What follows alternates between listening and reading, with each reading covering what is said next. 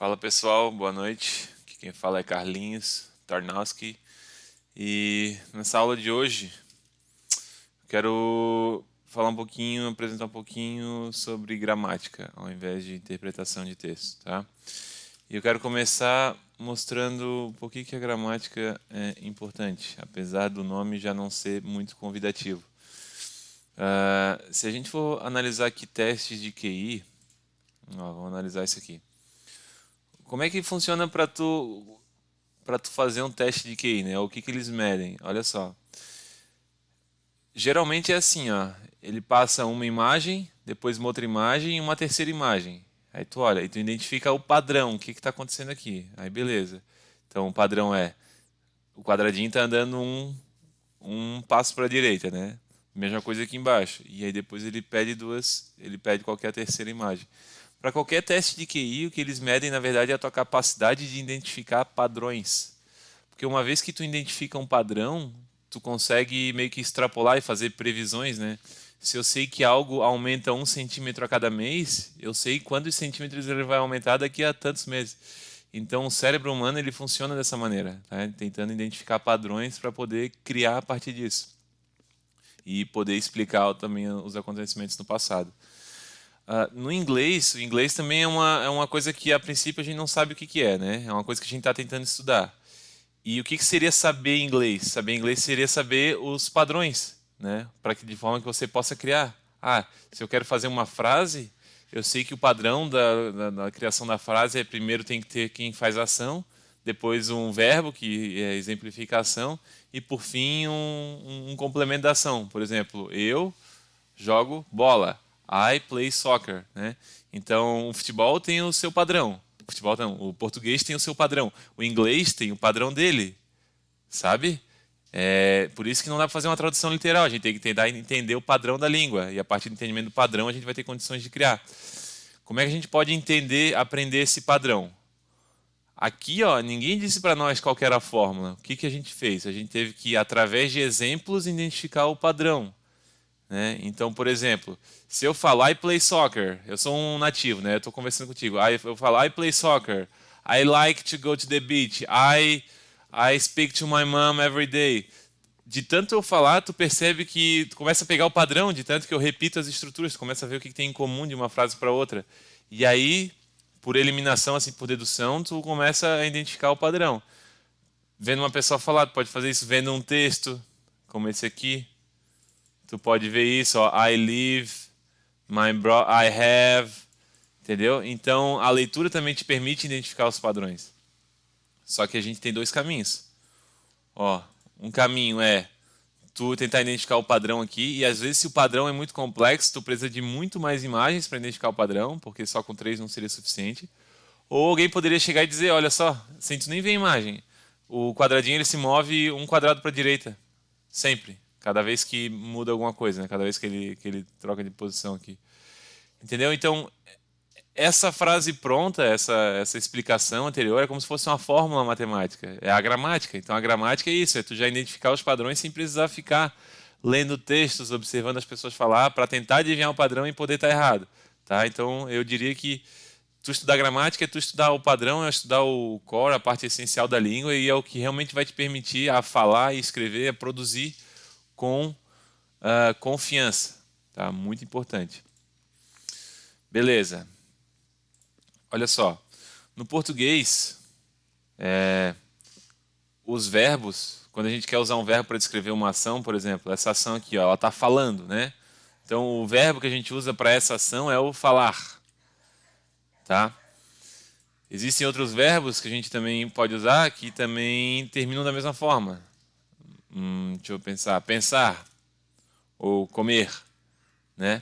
Então, esses verbos, perceba que se eu quisesse descrever o que ela está fazendo, eu não poderia usar assim. Porque isso aqui é um verbo sem ninguém fazendo a ação. É só o verbo solto, né? O que a gente chama de verbo no infinitivo. Ó, verbo no infinitivo. Infinitivo. Então, isso é um verbo no infinitivo. O que seria o oposto de um verbo no infinitivo? Um verbo que não esteja no infinitivo? Seria um verbo conjugado, tá? Mas o que é conjugar um verbo? é colocar alguém para fazer ele. Então, por exemplo, aqui está só falar, mas eu não sei quem é que fala, se sou eu que falo, se é você que fala, se é ela quem fala, né?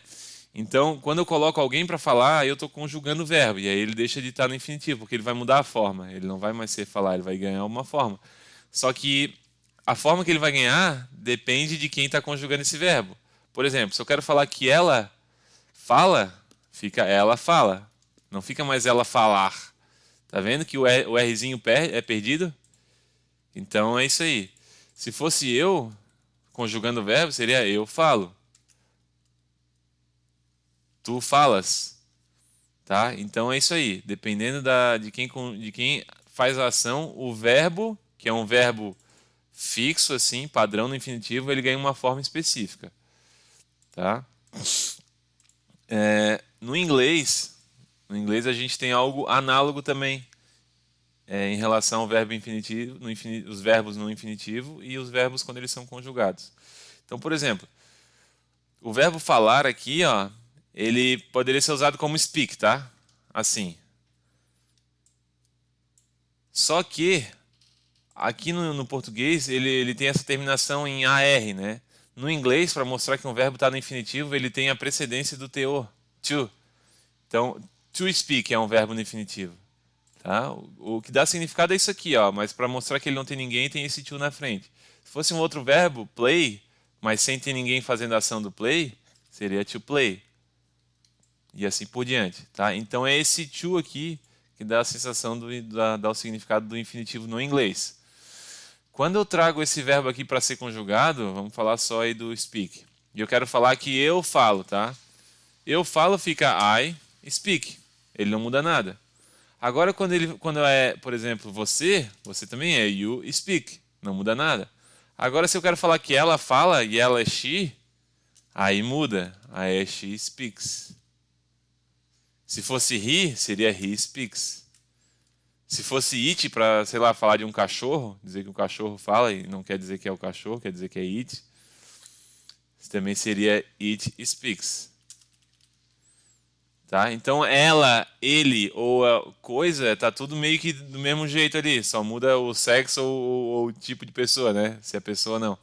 E aí nesses três casos o verbo ganha, ele dá uma alteradinha, tá? Geralmente ele vai ganhar um S e para alguns verbos ele vai ganhar um ES. Beleza? Depois a gente memoriza isso. Mas o que eu queria que vocês entendessem é que esse é o verbo no infinitivo, que se assemelha ao falar. Então aqui o AR é o que deixa o verbo solto, e aqui é o to na frente do verbo que deixa o verbo solto. E quando ele é conjugado com alguma coisa aqui, ó, que é um pronome, subject pronoun, que é um pronome que faz ação, mas não se apeguem muito nesse nome técnico agora. Mas quando então eu coloco o verbo conjugado com alguém, aí ele pode mudar a forma como acontece no português, tá? Então eu vou falar para vocês agora que seria o tal do verbo to be, agora vai fazer mais sentido, e como é que eu posso conjugar, quais são as diferentes possibilidades de conjugação para ele. Tá? Eu não vou apagar isso aqui, ó. Mas como eu falei antes, na verdade o verbo to be, ó, no português seria o quê? Ser ou estar, né? Então vamos supor que eu quero usar o ser. Quando eu vou conjugar, eu sou. Já mudou, já não é mais ser, já virou sou. Se for você, ou tu és. Ou ele é, ela é. Olha só, o verbo que tu fala que é ser, deixa eu apagar aqui o estar. O verbo que tu diz que é ser, quando ele vai conjugar, ele fica totalmente diferente. Olha só, nada a ver. O é com o ser, mas é o mesmo verbo. Mas aqui é no infinitivo e aqui é ele conjugado. Tá? O que eu quero dizer com isso então? O verbo ser no inglês, uma analogia, sem se apegar muito à tradução, seria o be. Tá? Mas, como eu quero ele no infinitivo, seria o verbo to be. Agora a gente entende por que é o tal do verbo to be. E agora vocês vão entender por que ele fica tão estranho quando ele vai ser conjugado. Quando o meu verbo to be você vou conjugar com I, ele vira am. Então, I am, na verdade eu estou aprendendo sobre o verbo to be. É o meu verbo be aqui conjugado com o meu I. É como se fosse o meu verbo ser conjugado com o eu, virou sou. Tá? Se fosse she, não, se fosse you, é you are. Então, olha só, é o mesmo verbo be, que no infinitivo é to be, e conjugado com I vira am, conjugado com you vira are. O verbo ser, no infinitivo, conjugado com eu vira sou, conjugado com tu vira és, conjugado com ele e ela vira é. Tá? E assim vai. Então, primeira pessoa do singular, I, segunda pessoa do singular, you, terceira pessoa do singular, she, he, it. Todo mundo, para esses três casos aqui, ó, o verbo to be vira is. Beleza? Depois, vamos para o plural. I, né? Eu, no plural vira o quê? We, nós. Nós somos, we are. Esse é o verbo to be, quando eu uso we. Depois, you é tu, né? Você. Vocês também é you. Então, you, mas o verbo to be também é are. E por fim, eles ou elas, ou essas coisas assim, né? No plural, tipo as casas, é tudo they. E o verbo to be é are. Tá? Então aqui no português o verbo ser ele ganha diferentes formatos, dependendo de quem está conjugado. Mesma coisa para o verbo to be, no inglês, dependendo da conjugação vira I am, you are, she, he, it, is, we are, you are, they are. Tá? Então seria isso em relação ao verbo to be conjugado. E aí, o que eu queria mostrar para vocês, na verdade, fiz toda essa introdução, era que no inglês, assim como no português, nós temos isso aqui, ó, que se chama de subject pronoun, que é o pronome substantivo, e ele é usado para a gente fazer o seguinte, ó. Aqui na frase eu digo que my brothers are very smart. Se eu quero continuar a frase e falar outra coisa deles, eu não vou falar de novo my brothers are tall, que eles são altos. Eu já digo eles, né? Então como é que eu me referiria a eles? É they, tá? They are tanana, alguma coisa. Assim, essas aqui são todas as possibilidades possíveis para tu se referir a qualquer coisa, em qualquer situação. Tá? Então é isso que eu gostaria que fosse memorizado. Que no singular a gente tem o I, you, o she, he, it, e é isso. E no plural o we, you e they. Tá? Agora eu vou fazer uns exemplos. Ó. Com o verbo to play. Vou conjugar ele das diferentes formas. I play soccer. Esse seria um jeito. Ops. Próximo jeito. Com you. You play soccer.